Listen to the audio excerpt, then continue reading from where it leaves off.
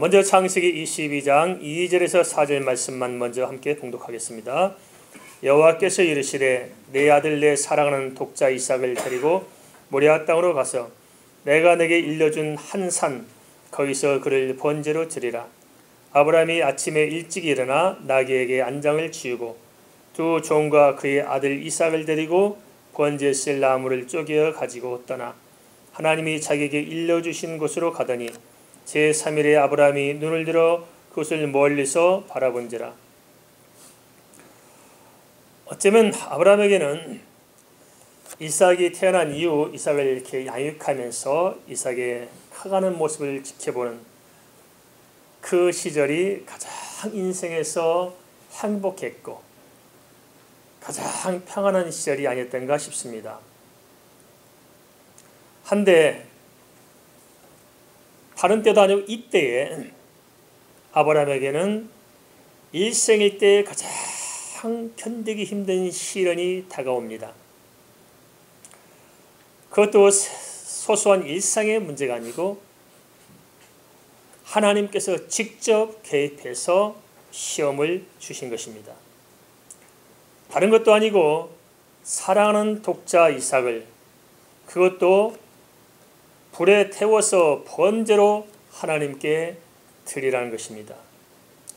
인간의 상식으로서도 도무지 이것을 납득할 수 없고 받아들일 수 없는 그런 일을 하나님께서 다른 사람도 아니고 하나님께서 직접 그리고 사랑한다는 아브라함 특별히 선택한 아브라함에게 그 일을 명하신 것입니다. 우리가 종종 착각하는 것 같습니다. 어떻게 생각하십니까? 예수 믿고 살면 아무 문제가 없을까요? 과연 그럴까요? 우리가 여기서 많이 넘어지는 것 같습니다. 하지만 성경은 아브라함을 비롯한 모든 성경 인물들을 통해서 예수 믿고 살면 아무 문제가 없다고 말하는 것이 아니고 오히려 예수 믿고 살려고 보니까 더 큰 문제가 끊임없이 다가온 것을 보여주고 있습니다. 우리 이 점을 잘 분별해야 됩니다. 한데 시험에는 크게 두 가지가 있습니다. 하나는 하나님께서 우리를 주시는 시험이 있고 또 하나는 사탄이 우리를 끊임없이 미혹하는 미혹이 있습니다. 사탄이 주는 미혹은 영적인 무지와 욕망을 통해서 성도를 넘어지게 합니다. 그래서 사단이 주는 미혹을 이기지 못하면 끝내는 사람이 비참해지고 초라하게 되어 있습니다. 반면에 하나님 주신 연단은 오히려 신실한 성도들에게 다가옵니다. 내가 예수 잘 믿고 정말 경건하게 살아가고 하는데 왜 시험이 오느냐? 하나님께서 연단하신 것입니다. 더 다듬으신 것입니다. 요한복음 15장 말씀처럼 우리가 하나님 앞에 의의 열매를 많이 맺을수록 하나님께서 더 많은 풍성한 열매를 맺도록 더 다듬으시는 것입니다. 그게 하나님의 연단인 거죠. 그래서 하나님께서 주신 연단은 결국은 우리를 유익하게 만들고 결국은 성도를 품격 있게 고상하게 만들어냅니다. 한 가지 하나님의 연단이나 사단의 시험이나 공통점이 있습니다. 그것은 뭐냐? 신앙이 성장할수록 신앙 연주가 오래될수록 더 많이 더 강하게 다가온다는 사실을 우리가 알아야 됩니다. 그래야 안 넘어집니다. 이것은 수없이 말씀드렸는데도 불구하고 잘 전달이 안 되는 것 같습니다. 왜냐하면 예수를 살면 아무 문제 없다고 생각하니까 마음에 긴장을 풀고 있는데 어려움이 다가오니까 다 넘어집니다. 사단의 시험해도 넘어지고 하나님의 연단에도 넘어지고 별것 아닌 것으로 본바닥을 드러내지 않나 싶습니다.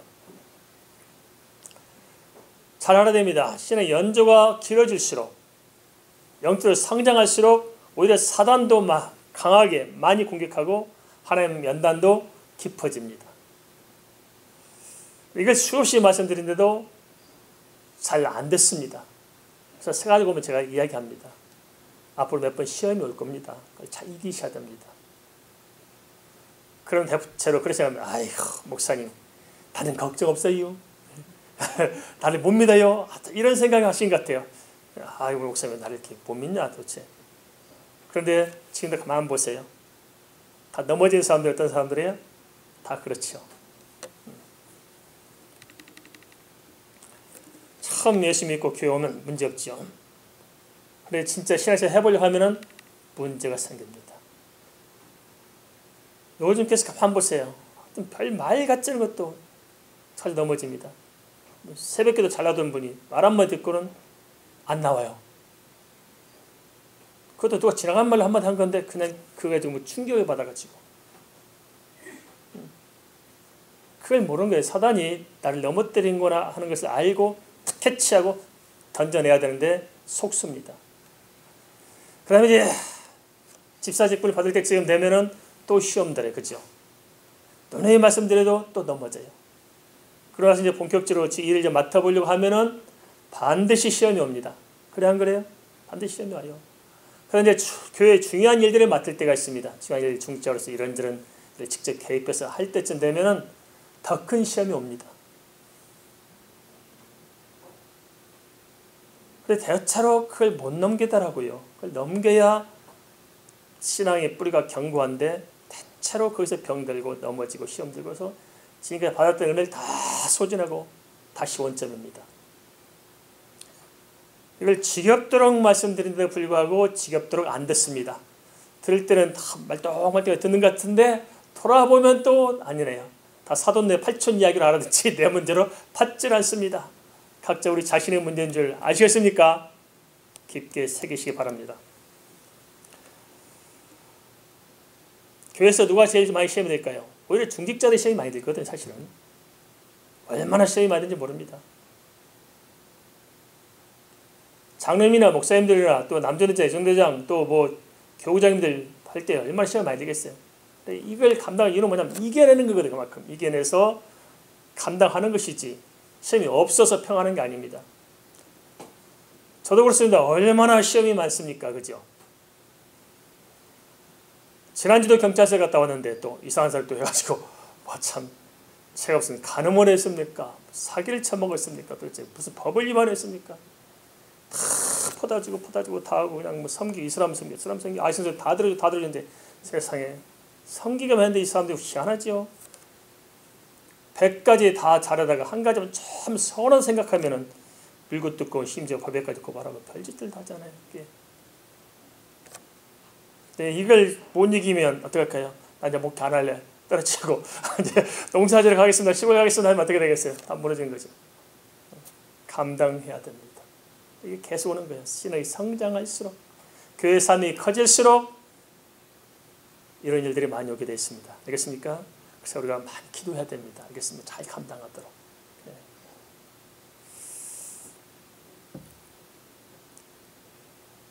수없이 말씀드리는데 안 돼요. 참 답답합니다. 대부분 요즘 우리 한 10명 정도가 다 이렇게 시험들이 있어요. 보면 다 이런 문제거든요. 사실은 다 이런 문제.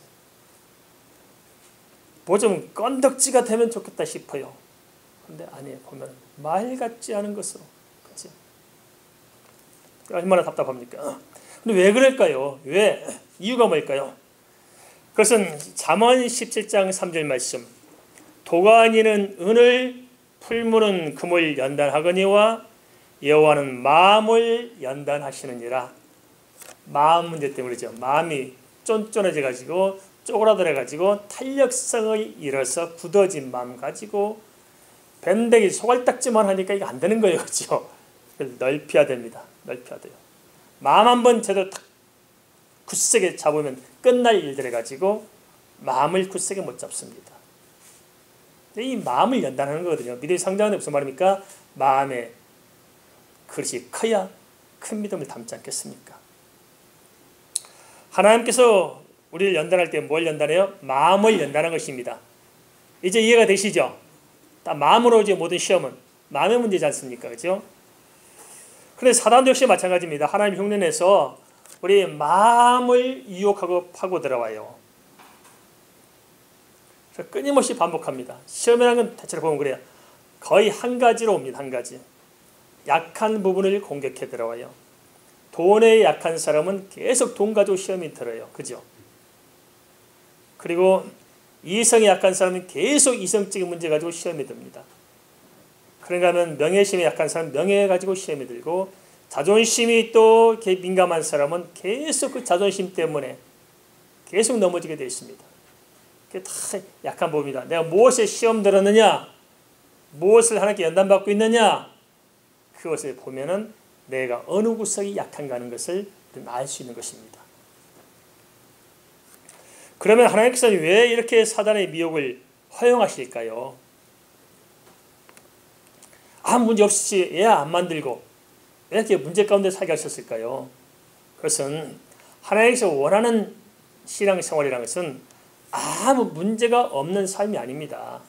문제를 이기고 극복해 나가면서 영적으로 성장해가는 것을 하나님께서는 원하신다는 것을 알아야 됩니다. 그게 신앙생활입니다.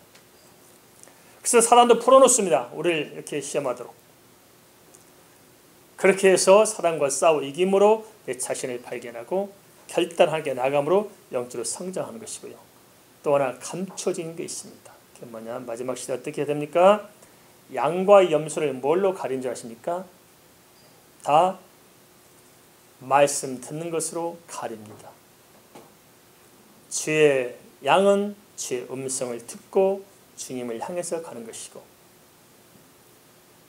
염소는 사단의 말을 듣고 사단에게 속아서 그 마음을 가지고 사단으로 가는 것입니다. 무서운 게 가려져 있으면 잘 구분해야 됩니다. 영적인 문제입니다. 시험 된다는 것은 아주 깊이 있는 영적인 문제인데 그걸 잘 생각하셔야 됩니다. 그러면 왜 또 하나님께서는 또 직접 시험까지 하실까? 사단과 싸우기 힘든데 왜 하실까요? 사단을 우리를 넘어뜨리려고 하지만은 하나님께서 우리를 다듬어내십니다. 그래서 크리스찬으로서 주님을 닮도록 품격 있게 만들기 위해서 훈련을 시키신 것입니다. 우리도 그렇잖아요. 사랑하는 자식일수록 엄하게 교육하고 훈련 잘 시킵니다. 그리고 또한 사명이 클수록 연단도 깊습니다. 근데 이등병을 생산한 논산훈련소에서 이등병들 훈련시킬 때는 2주인지 3주인지 간단히 훈련시키면 끝납니다. 그러나 하사관들은 그래도 6개월 교육을 받아야 하사관을 시킵니다. 그러면 장교는 몇 년 훈련받습니까? 4년 동안 훈련받습니다. 또 고급 장교는 그걸로 끝나지 않습니다. 또다시 또 국방대학원까지 또 공부 또 시켜서 또 훈련 또 시킵니다. 사명이 클수록 하나님의 연단이 크다 적다? 큽니다. 그러면 하나님께서 나를 연단하신다. 그럼 나를 귀하게 보는 거예요? 천하게 보는 거예요? 귀하게 보는 겁니다. 그래서 연단은 감사하시기 바랍니다. 감사할 제목입니다. 그래서 우리가 연단을 통해서 그릇이 커질 때 거기에 합당한 사명을 담아서 감당케 하는 것입니다. 바울을 보세요. 복음 전도에서 바울만큼 쓰임받은 사람이 없습니다. 근데 바울이 아무 문제 없었어요? 아닙니다. 바울은 육체에 가시를 넣고도 하나님께서 3번이나 기도했어요. 얼마나 힘들었을까요? 그런데 하나님께서 듣지 않았습니다. 연단의 가시를 바울에게 심어줬습니다. 그뿐인 줄 아십니까? 바울을 죽이기 전에 먹지도 않고 자지도 않겠다는 사람들이 무더기로 바울을 쫓아다녔고, 항상 간 데마다 바울이 시달렸고 바울을 죽이다 몸부림친 사람들이 많았습니다. 심지어 당시 바울 때 바울을 이단시했습니다. 이단은 몰았습니다. 바울을. 기독교 역사에 나옵니다. 바울을 이단자로 취급했습니다. 그러니까 너무너무 힘든 거예요. 그리고 교회에서조차도 바울을 사도로 인정조차 안 합니다. 너무너무 힘든 거예요. 그 속에서 바울이 끊임없이 싸워나가면서 매맞고 감옥에 가두고 굶주리고 잠 못 자고 그런 무수한 연단들을 뛰어넘었기 때문에 바울이 될 수 있고 그 사명을 감당할 수가 있었던 것입니다. 그러면 우리는 어찌든지 시험을 이겨내야만 됩니다. 그 시험을 이겨내지 못하면 더 이상 성장하지 못합니다. 항상 시험은 다가옵니다. 알겠습니까? 나는 끄떡없어요. 아니에요. 목사님, 저도 시험 될 때가 많습니다. 이겨내서 제가 참고 사는 것이 제가 시험 안 들지 않습니다. 저를 너무 잘 보지 마십시오. 저도 너무 힘들어요. 매일 이깁니다. 그래서 새벽마다 와서 몸부림치고 기도할 때가 많습니다. 기도하지 않는데 견뎌내지 못합니다. 기도하고 이겨내서 여기까지 온 거지. 뭐 제가 뭐 잘나고 뭐 힘있고 뭐 믿음이 좋아서 천만의 말씀입니다. 우리는 다 연약해요. 그죠? 다 약한 질것에 불과합니다. 그래서 믿음으로 하나님의 은혜 가운데서 이기도록 해야 하는 것입니다. 이어서 창세기 12장 6절에서 8절 말씀 봉독하겠습니다. 아브라함이 이에 번제 나무를 가져다가 그의 아들 이삭에게 주고 자기는 불과 칼을 손에 들고 두 사람이 동행하더니 이삭이 그의 아버지 아브라함에게 말하여 이르되 내 아버지 하니 그가 이르되 내 아들아 여기 내가 여기 있노라. 이삭이 이르되 불과 나무는 있거니와 번제할 어린 양은 어디 있나이까. 아브라함이 이르되 내 아들아 번제할 어린 양은 하나님이 자기를 위하여 친히 준비하시리라 하고 두 사람이 함께 나가서 여기까지 보겠습니다. 하나님께서 이삭을 번제로 드리도록 시험하셨을 때 아브라함은 어떻게 했을까요? 게다가 이삭이 아버지 아브라함에게 아버지여 번제할 어린 양은 어디 있습니까? 번제할 풀과 나무인데 양은 도대체 어디 있습니까? 하고 아버지에게 물었을 때 그 묻는 아들 이삭의 얼굴을 들여다보고 있는 아브라함의 심정은 어찌했을까요? 여기서 우리는 아브라함의 대답을 통해서 시험을 당할 때 합당한 처신이 무엇인지 좀 생각해 보셨으면 좋겠습니다. 하나님께서 오늘 이것을 우리로 하여금 보도록 하실 것입니다. 그 자리에서 이삭이 아브라함이 뭐라고 말했습니까? 내 아들아, 내 아들이라 했을 때 그 오가는 느낌이 뭘까요? 아들을 부를 때 아버지 심정이 무엇이었을까요? 아들아 할 때. 그렇지만 하나님이 우리를 향한 심정이었을 것입니다. 내 아들아. 그 차고 넘치는 가득한 그 사랑의 음성, 내 아들아. 그래 그 다음에 뭐라고 말합니까? 번제할 어린 양은 하나님이 자기를 위하여 친히 준비하시리라. 번제할 어린 양이 누굽니까? 이삭이잖아요. 그렇죠? 친히 준비하시리라. 어떠한 상황에 직면해 있을지라도 설령 내 이성으로 납득이 되건 안 되건 우리가 변함없이 깊이 있는 믿음이 필요합니다. 변함없는 깊이, 영적인 깊이 아브라함을 통해서 오늘 우리에게 이것이 필요함을 하나님께서 말씀하고 계십니다. 한데 문제는 아브라함 같은 연단은 고사하고 정말 말도 안 되는 조그마한 시험조차도 우리가 극복하지 못하고 있는 것이 아니겠느냐 하는 것입니다.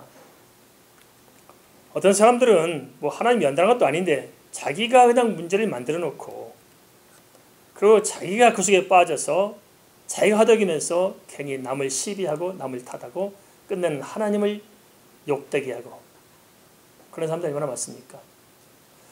저는 참 이해할 수 없는 게 있더라고요. 자, 보세요. 성도끼리 싸웠습니다. 그럼 목사가 누구 편을 들어야 될까요? 누구 편을 들면 좋을까요? 다 자기 편 들으면 좋겠다 싶죠. 근데 입장을 밖으로 생각해 봅시다. 여러분들이 목사라 생각해 봅시다. 성도끼리 싸웠어요. 누구 편 들까요? 저는 아무 편도 안 들립니다.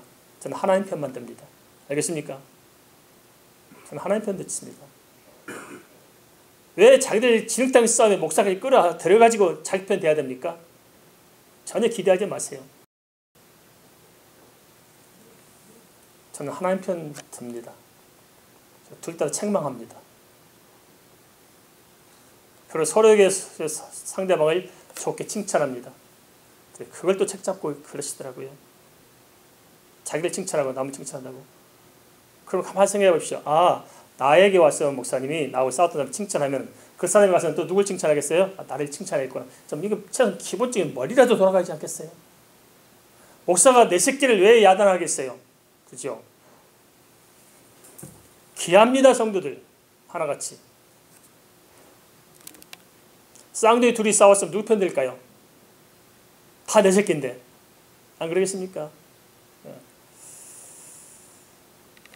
좀 답답한 생각이 많이 듭니다.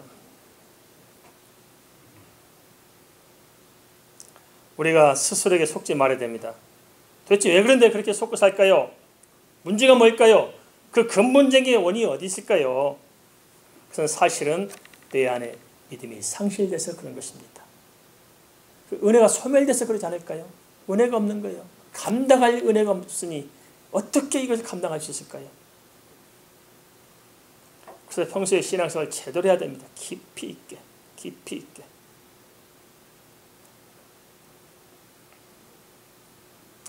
창세기 22장 12절은 아브라함 아들 독자까지를 내놓고 하나님을 경외했습니다.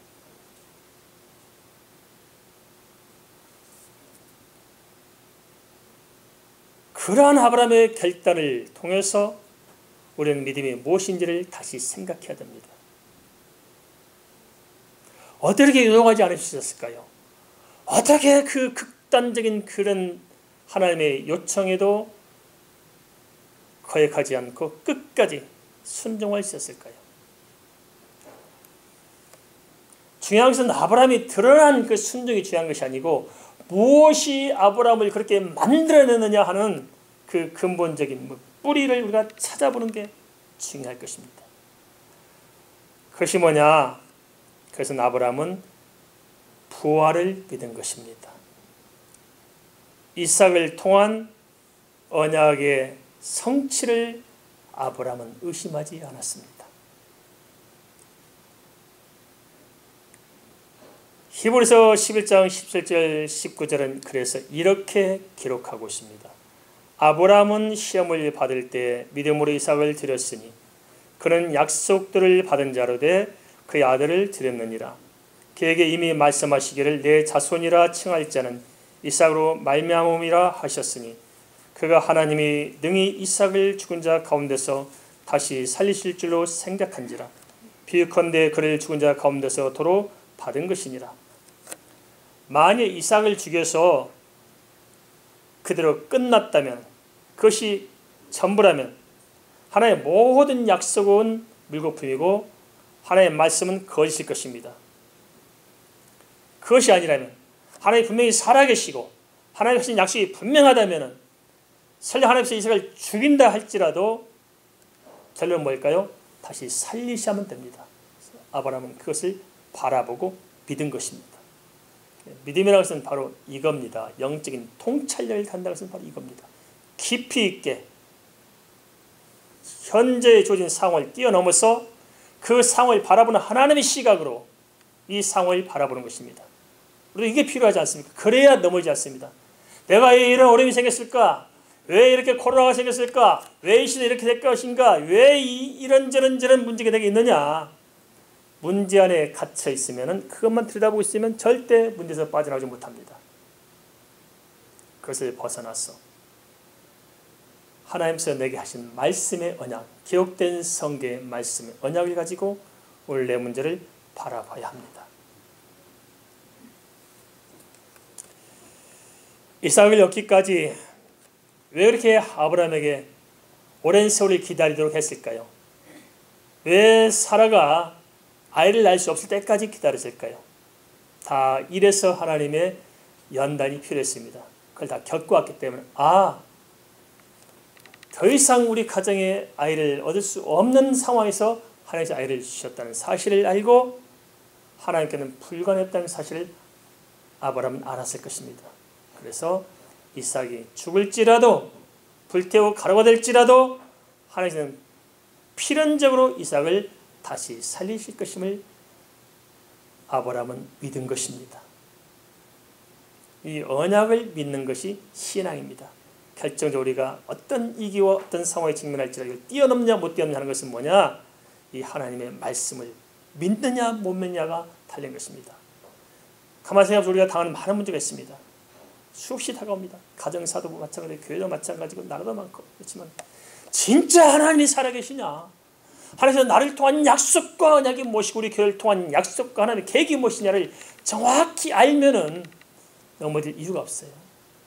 그걸 놓치기 때문에 다 실망하고 낙심하고 절망하고 휘둘리지 않습니까? 깊이 봐야 됩니다. 아브라함처럼 영적으로 깊은 곳에 가서 하나님을 만나야 됩니다. 이삭을 얻기까지의 모든 연단의 과정을 통해서 아브라함은 분명히 알고 있었습니다.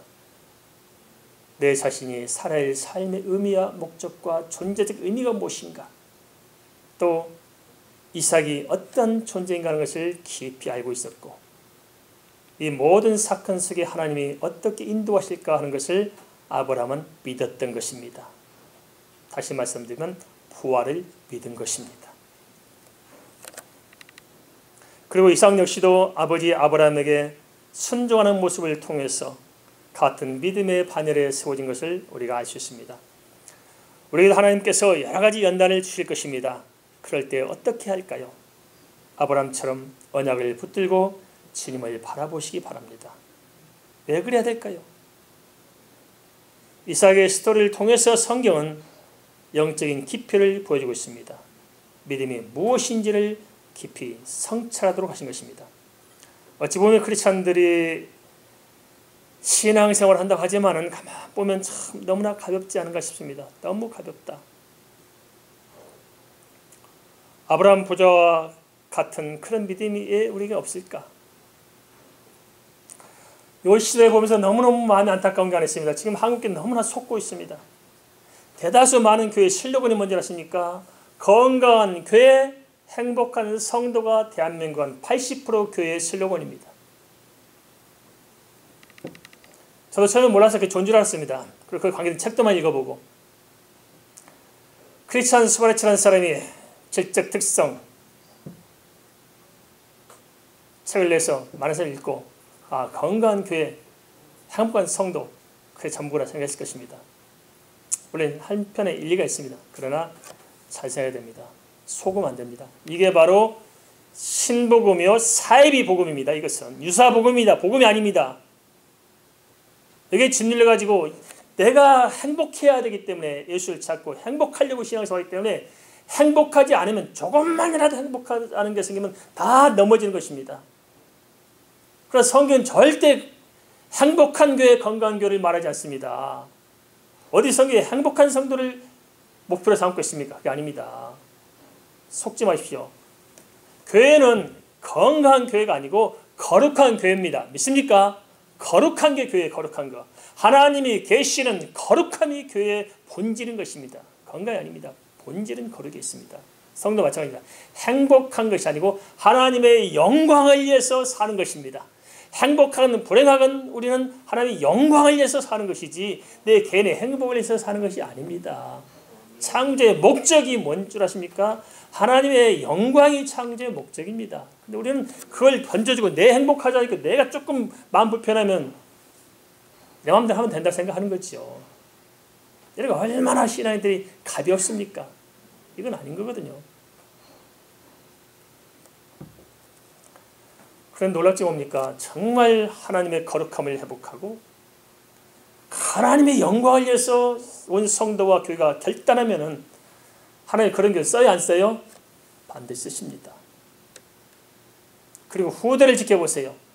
진짜 내 한생에 정확하게 내 새끼들까지 완전히 그냥 결단을 내리고 우리 집안은 세계 복음 안에서 산다. 이유 없다. 뭘 하든지 우리는 복음 전하는 뜻대로 산다. 완전히 결단 내리면은 자식들이 빗나가요? 바로카요? 바로크입니다. 알겠습니까? 근데 우리가 이렇게 못해요. 값싼 은혜를 구하지 말고 진짜 은혜를 구하야 됩니다. 은과 금은 내게 없거니와 내게 있는 건 내게 주니 나사렛 예수 이름으로 일어나 걸어라. 값싼 은부치를 구하지 말고 예수 이름을 구하는 게 신앙입니다. 눈에 말씀드리는 밭에 널리에는 곡식을 찾아서 어떻게 하면 더 많은 곡식을 거둬들고 창고에 많이 채울까 하는 것이 신앙이 아니고 그걸 던져버리고 밭에 감춘 보화를 발견하는 게 신앙인 것입니다. 알겠습니까? 결단을 잘 하셔야 됩니다. 그럼 뭘 쫓아 살아야 될까요? 근데 본질은 던져주고 껍데기, 세상에 이런 모든 가치를 추구해서 그것만 싸우다 보니까 본질은 없이 거기에 함몰돼가지고 그게 좀 안 채워지면 하나님도 안 계신다 생각하고 넘어지고 자기가 만든 하나님, 자기가 만든 신앙, 자기가 만든 내가 보고 붙들고 살지 말고 본질을 찾아야 됩니다. 알겠습니까? 본질을 찾아야 됩니다. 우리도 그래서 아브라함과 이삭처럼 모리아 산으로 올라가십시다. 올라가십시다. 올라가야 합니다. 마지막으로 창세기 22장 12절의 13절 말씀 봉독하겠습니다. 사자가 이르시되 그 아이에게 내 손을 대지 말라. 그에게 아무 일도 하지 말라. 내가 내 아들 내 독자까지도 내게 아끼지 아니하였으니 내가 이제야 내 하나님을 경외하는 줄을 아노라. 아브라함이 눈을 들어 살펴본즉 한 순양이 뒤에 있는데 뿌리 수풀에 걸려 있는지라. 아브라함이 가서 그 순양을 가져다가 아들을 대신하여 번제로 드렸더라. 그러면 하나님께서는 왜 아브라함에게 하필 이삭을 번제로 드리도록 했을까요? 다른 것도 아니고 하나님께서는 아브라함을 온 세상의 구원을 위한 믿음의 조상으로 선택했습니다. 그런 아브라함에게 하필 이삭을 바치라고 합니다. 성경 마태복음 1장 1절 보면 정말 기가 막힙니다. 뭐라 기록하고 있습니까? 아브라함과 다윗 자손 예수 그리스도의 세계라. 창세기 1장 1절 말씀은 태초에 하나님이 천지를 창조했다고 말씀하십니다. 와, 이게 얼마나 위대한 말씀입니까? 선포요. 뭐 구질구질하게 따지고 뭘 설명할 필요가 없다. 아니 살아계신 하나님이 태초에 천지를 창조했다. 끝난 겁니다. 끝난 거예요. 뭘 거기다 대고 할 말 뭐 있습니까? 하나님이 창조했는데 끝나요. 한 말씀이 온 우주를 채우고 있지 않습니까? 그래 그 말씀을 딱 이어받는 말씀이 있어요. 그 뭐냐 신약을 딱 열면서 구약의 창세기 1장 1절이 시작이라면 신약의 마태복음 1장 1절이 시작인데 뭐라 말합니까? 아브라함과 다윗 자손 예수 그리스도의 세계라. 무슨 말입니까? 하나님이 창조한 창세기 1장 1절 말씀이 어디에서 성취됨을 보여줍니까? 마태복음 1장 1절에 성취됨을 보여줍니다. 그 하나님의 창조의 모든 섭리가 아브라함과 다윗을 통해서 성취된 역사를 봐라 이 말입니다. 아브라함은 뭘 상징하냐? 믿음을 상징합니다. 믿음. 다윗은 뭘 상징하느냐? 하나님 나라를 상징합니다. 믿음으로 이루어진 하나님 나라의 역사의 실증을 봐라. 이게 정말 원자폭탄이 폭발한 것보다 더 강력하지 않습니까? 이걸 안다는 게 얼마나 감격스러워요. 이 하나님의 세계를 안다는 게 이거 정말 이게 대단한 거구나. 이게 인생 거저 살 게 아니구나. 정신이 번쩍 깨지 않습니까? 이런 깊이 있는 경륜이 있었기에 하나님께서는 아브라함에게 복음이 무엇인지를 아브라함에게 정확하게 알려줘야 했습니다. 안타까운 게 그렇습니다. 예수 믿는 사람들이 예수가 누군지 모르고 믿음이 무엇인지는 몰라요. 그냥 교회 다녀요. 알아야지 않겠어요? 기독교는 절대 무식을 강조하지 않습니다. 우리는 덮어놓고 믿는 게 믿음 좋다고 생각해요. 아닙니다. 믿음은 처음일 때 성령께서 우리를 감동하셔서 믿지만 덮어놓고 믿으라 하지 않습니다. 성령께서 우리 이성을 통해서 생각하게 만들고 생각해봐라. 하나님 계신 생각해봐라. 말씀 생각해봐라. 계신다 하나님 증거하지 않느냐? 말씀을 가지고 우리 이성을 통해서 자극해서 생각하게 만들어서 하나님 믿도록 만든 거지 뭐 그냥 컴퓨터 프로그램까지 사건에 깔려지고 이겁니까? 아니에요. 우리는 너무 신앙을 잘못 배웠어요. 하나님 인격자십니다. 우리도 인격체예요. 인격과 인격이 만나서 대화합니다. 오라 우리가 서로 변론하자. 하나님께서 말씀하시잖아요. 이사야 1장 18절 말씀. 만났습니다. 하나님 진짜 하나님 계십니까? 천국 있는 거요? 지옥 있는 겁니까? 궁금하잖아요. 그 이시야 믿지. 덮어놓고 믿으면 돼. 믿습니다. 그래 자꾸만 그냥 목소리만 큰 게 믿는 건 줄 알고 껍데기만 탁 발랑하고 속은 아무것도 없는 거네요. 그러니까 엉망진창이잖아요. 그게 아닙니다. 진지하게 생각해야 됩니다. 물건 하나 사더라도 신발 하나 구두 한 켤레 사더라도 우리가 신어보고 벗어보고 만져보고 다 하잖아요. 근데 내 영원한 내 생명을 맡기는데 뭘 생각하고 덮어놓고 믿어요? 다 이건 잘못 가르친 겁니다. 생각을 해야죠. 생각을. 하나님 인간에게 이성을 주었는데요. 생각하라 준 거 아니겠습니까? 생각해야죠. 진짜 하나님 계십니까? 좀 알게 좀 해주세요. 하나님. 내 마음으로 좀 깨닫게 해주세요. 진지한 만남이 시작되는 거죠. 그게 신앙이죠. 그걸 위해서 성령께서 우리를 어루만드시고 역사하는 거예요. 알겠습니까? 그래서 오순절 마가 다락방의 역사가 그겁니다. 성령이 역사하니까 깨달아지잖아요. 알고 나니까 믿어지잖아요. 믿고 나니까 이 엄청난 주신 말씀이 사실인 알다 보니 가슴이 뜨거워서 견디지 못하니까 나가서 그냥 와 이거다 이거 이스라엘 사람들아 들으라. 너희들이 못 박은 그 예수가 바로 그리스도였다. 그러니까 막 통일하고 난리가 나잖아요. 이게 신앙인 것입니다. 뭘 덮어놓고 믿어요? 알고 믿어야죠. 최소한 우리가 예수 믿는다면 예수가 누군지 알고 믿음이 뭔지는 알아야지 않겠어요? 그러니까 우리가 믿는 복음이 뭔지는 알아야지 않겠냐고요. 복음이 뭔지는. 아무 관심 없이 그냥 복 달라고만 쫓아다니다가 뭐 좀 답답하니까 뭐 좀 알까 하면 또 이 단어가 있네. 그죠? 이게 아닙니다. 교회에서 안 가르쳤다. 뭘 안 가르치긴 안 가르쳐줘요. 실컷 가르치고 제발 좀 와서 좀 하자 해도 다 도망가고 없고 그런데 그래서 가면 또 이상하게 또 딴 동네가 있어요. 참 이게 참 희한한 일이에요. 또 5월달부터는 좀 말씀 좀 오해 가르치려고 합니다. 제가 작심하고 책을 썼어요. 전 세계에서 다 학교마다 줘야 되기 때문에 이제 다 써놓고 다 이제 갈 거 다 준비했습니다. 아주 철저하게 해야겠구나. 제가 좀 기도하면서 그래서 하나님 이 마지막 시대는 다를 수 없구나. 하나님 말씀하신 그냥 철저하게 그냥 애들 밥 먹기 싫어 밥 떠서 먹인 것처럼 철저하게 먹여야 되는 거구나 이게. 작심을 해서 작심을 말씀 가르쳐야 되는 거구나 이게. 어떻게 할까?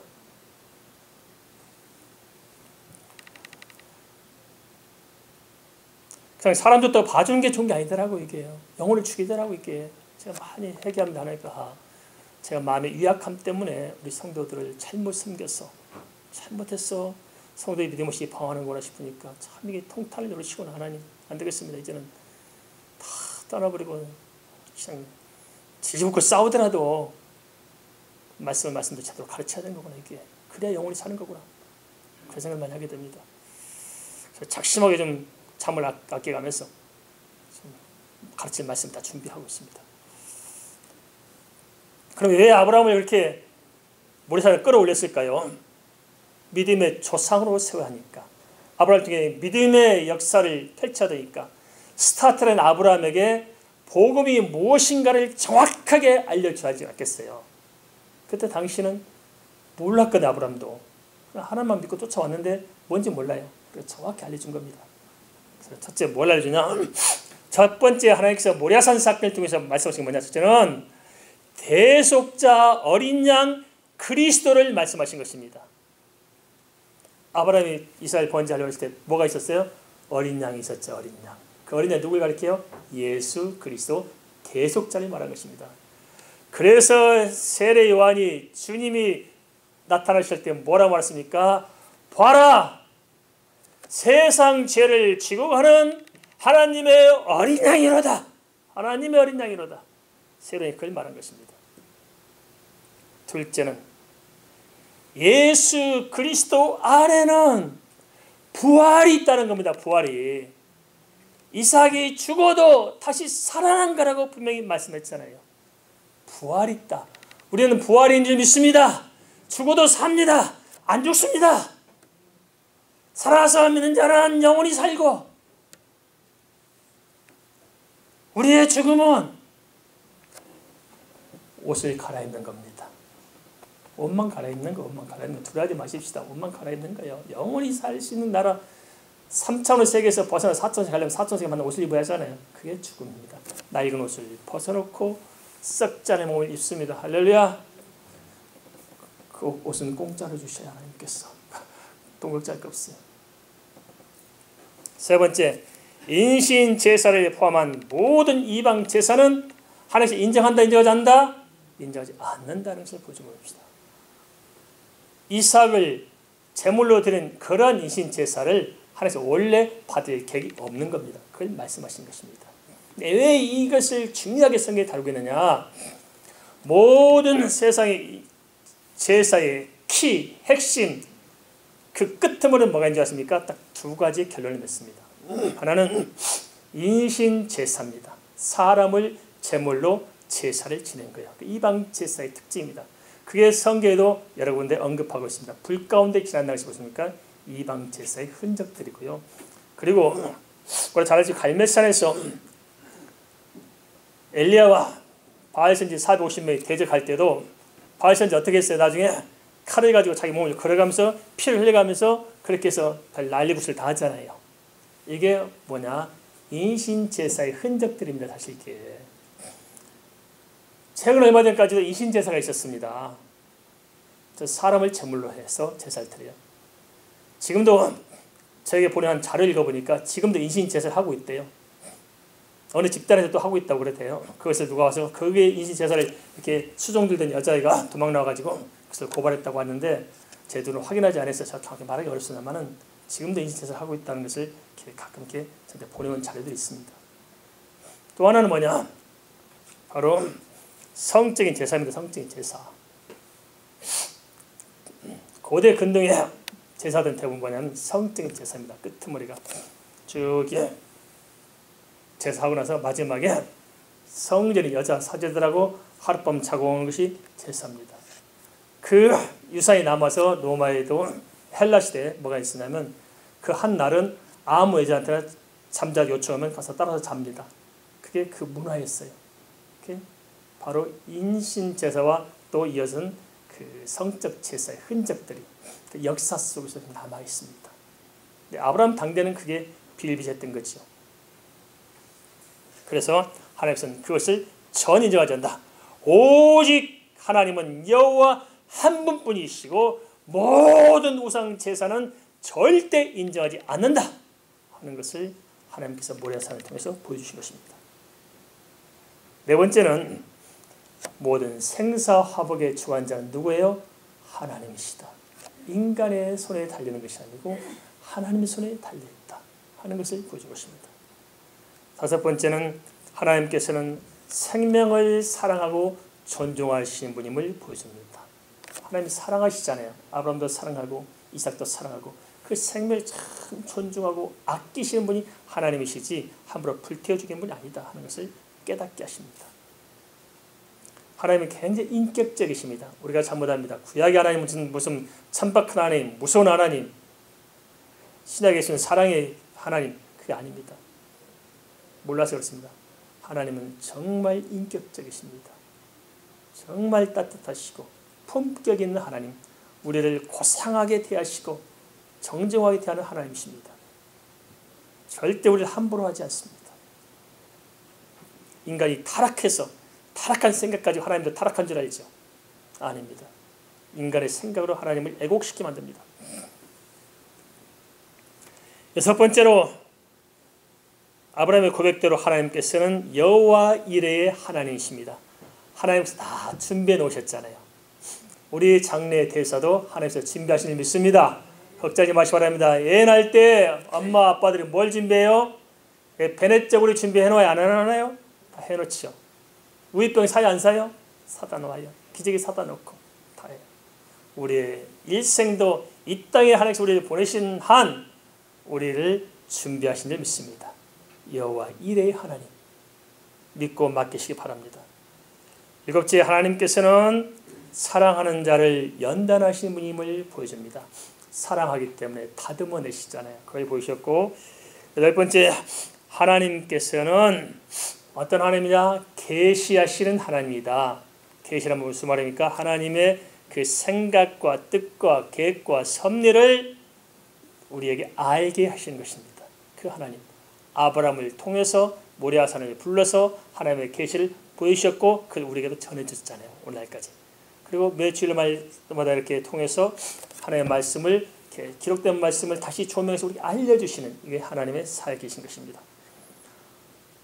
아홉 번째, 하나님께서는 아브라함과 이삭을 함께 양육하십니다. 내 한 대만 양육하신 것이 아니라 하나님께서는 대대 손손 양육해서 하나님 나라의 유업을 물려받기를 원하시는 그 하나님을 성경은 보여주고 있습니다. 그래서 연단은 참 소중한 축복이 될 것입니다. 내 스스로 아무리 믿음이 좋다고 해도 매번 하나님의 연단이 없으면 우리의 믿음은 침체되기 쉽습니다. 또 우리의 인격은 애곡되기 쉽습니다. 그것을 하나님께서는 욥을 통해서 말씀해 주셨습니다. 욥기 23장 10절입니다. 그러나 내가 가는 길을 그가 아시나니 그가 나를 단련하신 후에는 내가 숭문같이 되어 나오리라. 이것이 바로 연단의 축복인 것입니다. 바울도 그래서 고백했습니다. 나의 나 된 것은 하나님의 은혜로라. 연단 받다 보니까 다듬어진 거죠. 연단 받을 때 힘들 거예요. 자꾸 원한 부분이 아플 것입니다. 근데 그 며칠 전에 잠깐 언급한 것 같습니다만 그렇습니다. 이렇게 정원석 있잖아요. 정원석을 다듬어야잖아요. 그럼 돌 캐는 산을 직접 가봤더니 돌이 큰 돌 캐는 걸 보니까 아주 끝이 칼날처럼 날카롭더라고요. 그걸 그대로 갖다가 정원석을 만들면 큰일 나잖아요. 위험하잖아요. 이걸 다듬어야 돼요. 어떻게 다듬냐고 알아봤더니 우리 알려주시대요. 큰 통이 있답니다. 거대한 통이 있는데 거기다가 이 돌들을 갖다 집어넣는데요. 그래서 물을 갖다 채운답니다. 그리고 그 통을 돌린답니다.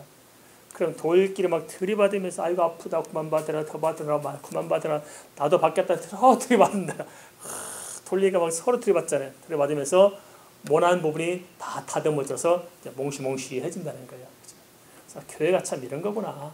다 집어넣고 돌려야 하나님께서 이 집사 김 집사 막 들이받고 뭐 박 장로님 이 장로님 들이받고 서로 받으면서 몽실몽실 다듬어집니다. 할렐루야. 이게 은혜인 줄 믿습니다. 그래서 교회에서 시험 나가든 뭐든 다 은혜인 줄 믿고 감당하면 될 줄 믿습니다.